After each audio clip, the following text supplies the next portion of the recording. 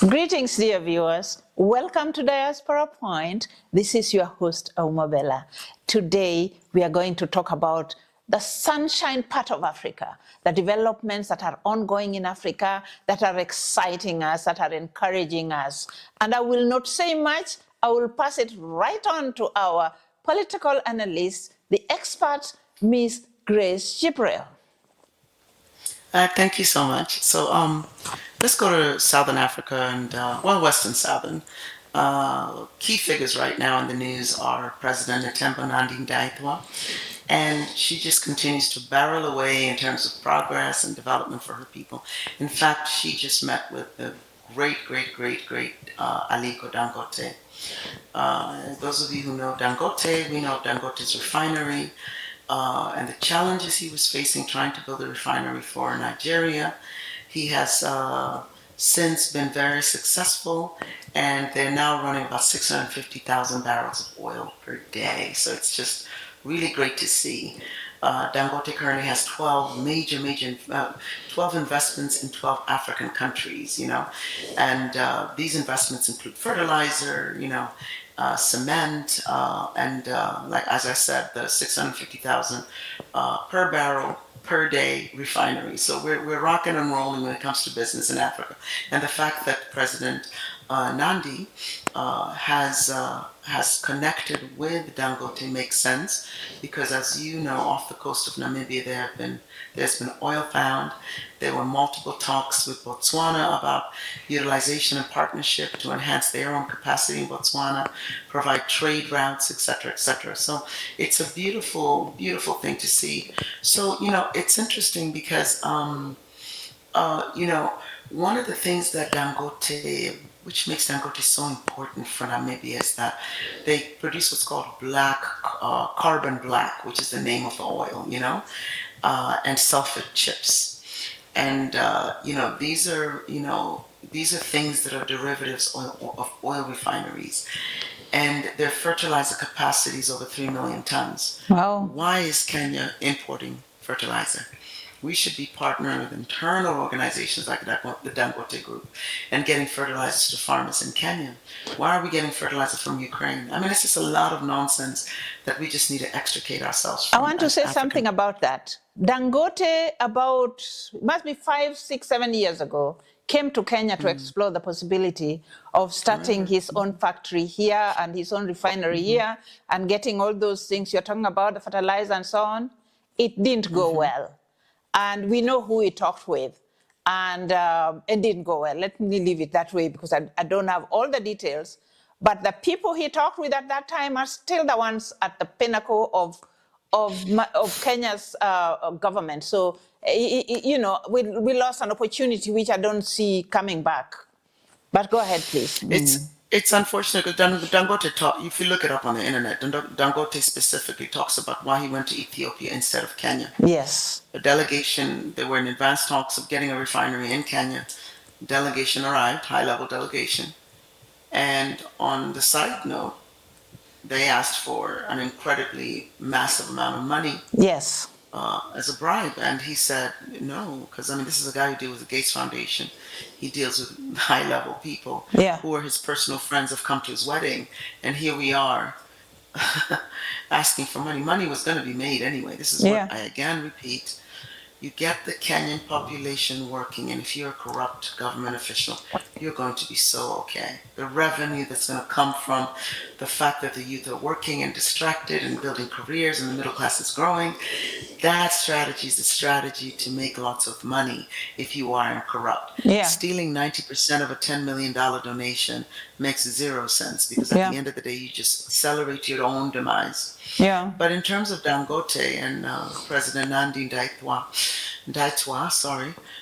it's really great to hear about just expanding development and just creating new value chains in terms of just entrepreneurship and inspiring Africans across the globe. And the fact that Dangote himself felt that it was worthwhile to go and have a serious discussion with the Namibian president just tells you that no matter where you look, the one guy in Africa who's always expecting to just grow and enhance Africa is Aliko Dangote. Yes. The people who have allowed him in Ethiopia was brilliant. Ethiopia allowed him to build the cement factory. They're churning cement out of Ethiopia like you won't believe it. And in other spaces in Africa that have been not strong enough. So, one of the things that they left the meeting was that there's no reason why Africa should be poor. Yeah.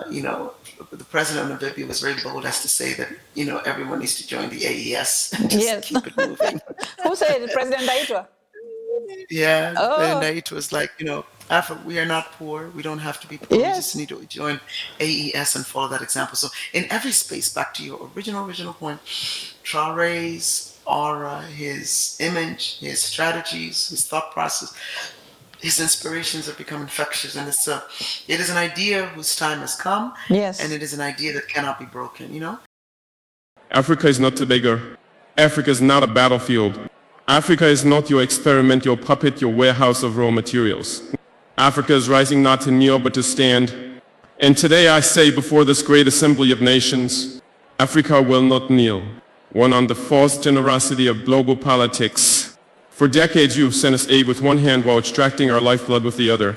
You build wells in our villages while your corporations drain our rivers. You donate vaccines yet patent the cures. You speak of climate action yet continue to fund the very forces that burn our forests and dry our lakes.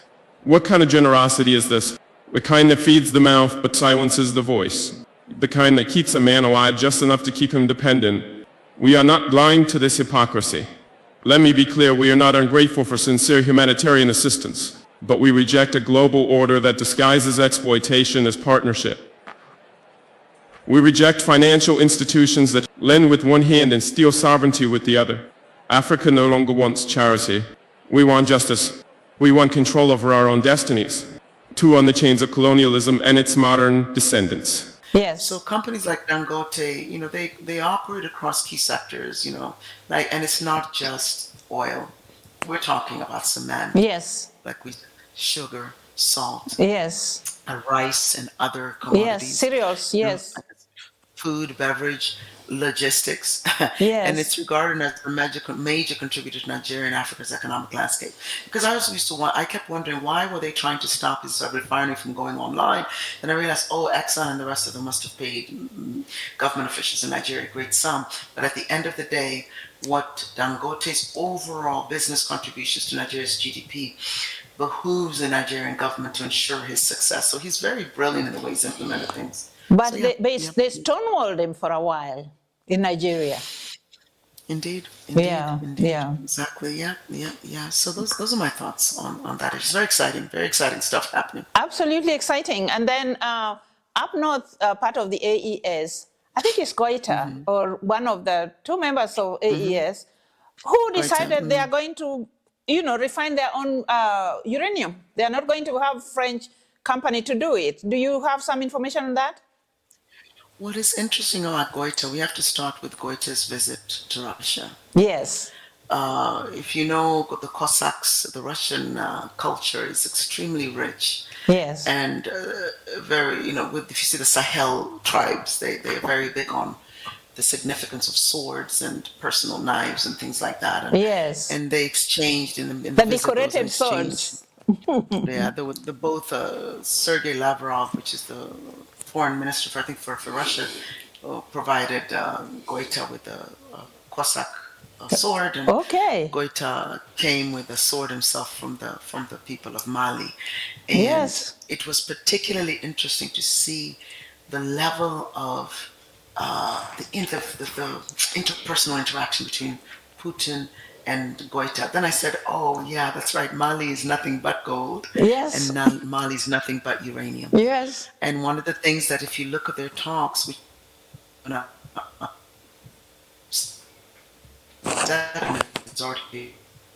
setting was to essentially refine their uranium in order to create nuclear capacity from an electricity and energy perspective.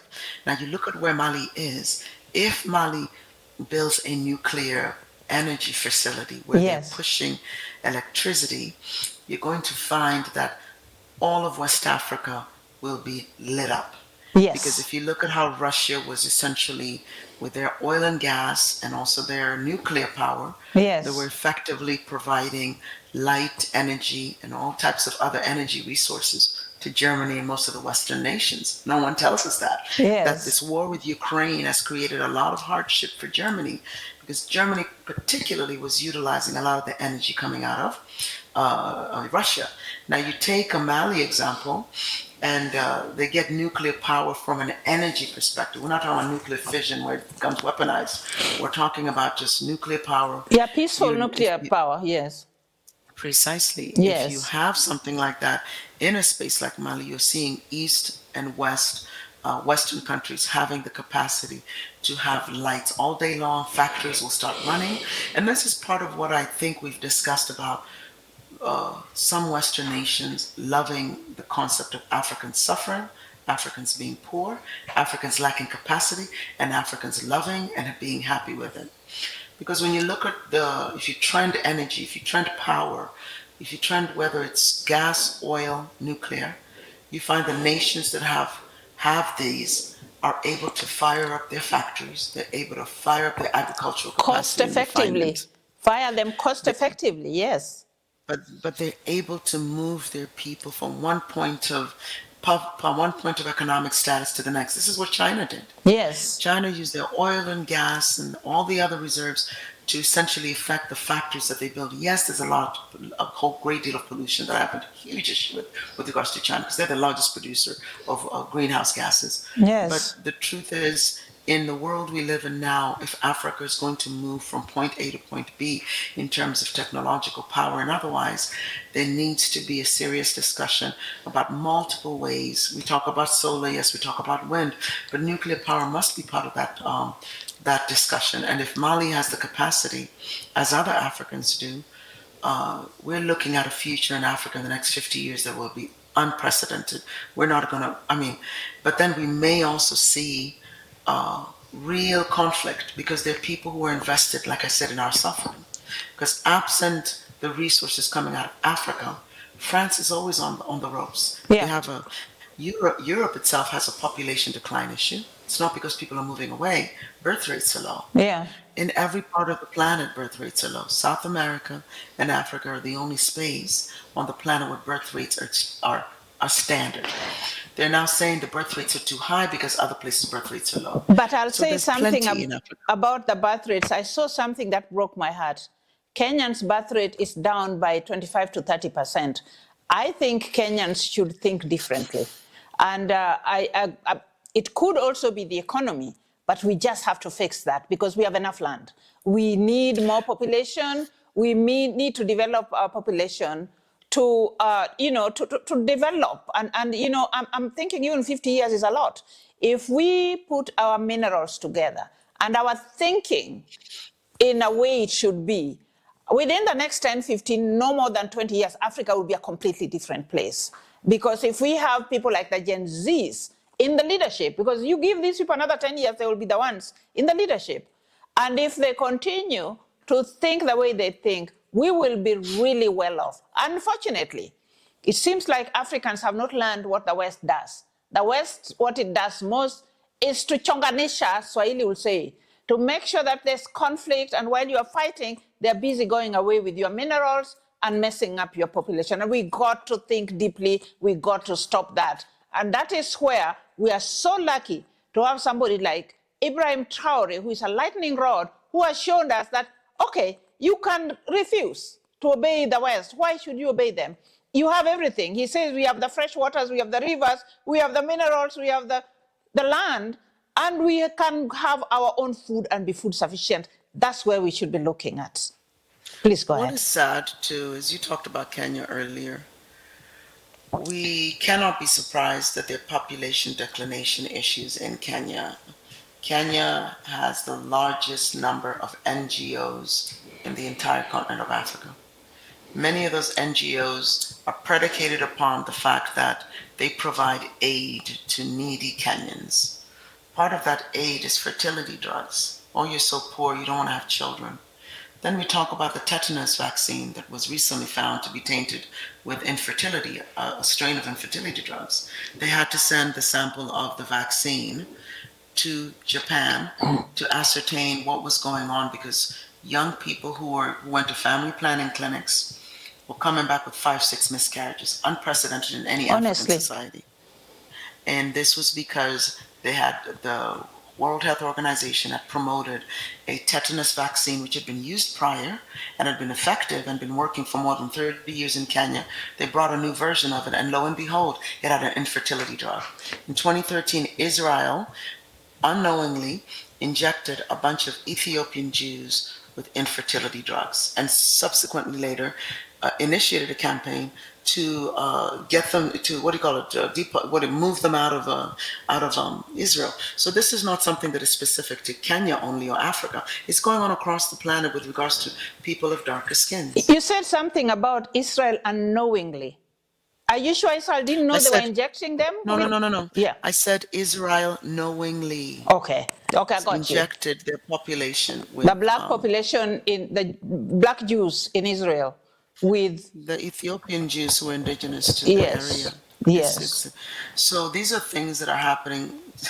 Nigeria has been on the news multiple times where unrelated medical drugs are tainted with infertility. Yes. Why would you be placing infertility as a key agenda when you are a computer scientist, Bill Gates? Why would that be an agenda? Instead of focusing and pivoting into vocational skills training, providing computer centers all across Africa to bring the population into technological space. Why would you not be building multiple factories whereby people would be creating chips and utilizing some of the indigenous or the resources within countries to create a massive legacy, as Cecil Rhodes is known in history. Of course, it was horrible. Create that agenda. Don't create an agenda where you're known. How did you even get into agriculture and infertility, Bill Gates? So it's a lot of sickness. But with Bill Gates, you understand that his family was into that. No, I did not know that. Yes, his father was, I don't know, they're called what, geneticists, something. People who are thwarting other races from having, his aunt, who was a co-founder of, Eugenics, you mean eugenics? Yes. Yes. So this is something that is in the news. I'm not making it up. And our leaders ought to really have their antennas up. It is our leaders that are giving us problem. Because when I see Bill Gates flying into the hinterland of Kenya, I get worried. But I don't understand why our leaders don't get worried. They see the little money in their hands. But without a country, money is nothing. A prince was shot in the middle of Manhattan, a Nigerian prince, who came to school in Nigeria. That's many years ago, maybe 15, 20 years ago. And that's when Africans realized that, my God, the fate of African Americans is our fate as well. Because before, Africans used to think, we are Africans, we are better than them. No, you are black, you have a problem. It doesn't matter if your father was a former president. In that case, it wasn't. He was an indigenous prince. Some of these presidents who are stealing money from Africa, where are they going to live? It doesn't matter how much money you have. You have this black skin, you belong to Africa, you belong to your country, stay in your country. But you can't stay in your country if you're stealing from your people. That is what these leaders don't know. And I don't know why they don't know it. Look at Mobutu. Mobutu probably had a pretty miserable end of life. He moved to France because that's where, the ultimate nirvana was. But stories come out that when he was moving around, he was just another black person in France. Yeah. When he is a guy who affected essentially the gaping wound that is the Congo right now. He effectively created the slave environment and just a massive mass murder of so many people since the Belgian Congo departed. And, the use of the fact that China, as I said, 15 of the 18 mines are owned by China. So this is not just something where people keep saying, the West, the West, the West. No, everyone on the planet who's not African, it has their claws in Africa, and they're utilizing the resources. And the only way they can do that is because African leaders allow it. And they think short term and they don't think long term. So. And a message to young Africans. That's what it is. Sorry, go ahead. No, I was just saying that's what it is. A message to young Africans who are growing up abroad. If you look at all these flights that are coming to Africa every single day, the majority are not Africans. They are either Asians or they are Westerners, yani Europeans, or they are Americans. Why are they coming to your country? Where are you? Yep. Where are you? Are you investing in your country? Do you realize the value of the country you have? Young Africans, wherever you are, whether you are in China, whether you are in Europe, whether you are in America, wherever you are on South America, wherever you are, think, why are people coming to your country and you're not?